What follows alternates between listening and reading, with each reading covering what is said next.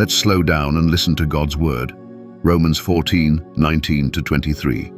So then, we must pursue what promotes peace and what builds up one another. Do not tear down God's work because of food. Everything is clean, but it is wrong to make someone fall by what you eat. It is a good thing not to eat meat or drink wine or do anything that makes your brother stumble. Do you have faith? Have it to yourself before God. Happy is the one who does not condemn himself by what he approves.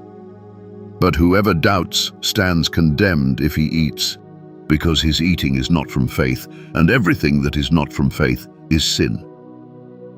Let me be honest with you. There was a time I knew I was right. I had scripture, theology, confidence. But I watched someone pull back, quietly, not angry, just wounded. Later, God whispered to my heart, "You defended your freedom, but you didn't defend love." That moment changed how I walk with other believers. So growth isn't just knowing more, it's loving better. That's the fruit of the cross at work in us. Before we pray, let me invite you to quiet your heart and ask God to shape your faith into a love that builds others up and reflects the heart of Christ. Father, we come before you with humble and grateful hearts, acknowledging that you are holy, wise, and perfectly loving in all your ways. You see us completely, our strengths, our weaknesses, our freedoms, and our fears. And yet, you love us without condition. We adore you for the gift of grace, for the mercy that meets us every morning, and for the cross where your love was poured out fully through your Son, Jesus Christ. Lord, we confess that there are times when we have focused more on our rights than on our responsibility to love. We admit that we have sometimes spoken, acted, or decided without considering how our choices might affect the faith of others. Forgive us for moments when our freedom became a stumbling block instead of a blessing. Cleanse our hearts, Father, and teach us to walk not just in truth, but in love. Thank you for Jesus, our perfect example. Thank you that he did not cling to his rights, but humbled himself, took on our weakness, and willingly went to the cross for our sins. Thank you that through his sacrifice we are forgiven, accepted, and made new. Thank you for the gift of faith, for the work of the Holy Spirit within us, and for the family of believers you have placed around us to grow together in grace.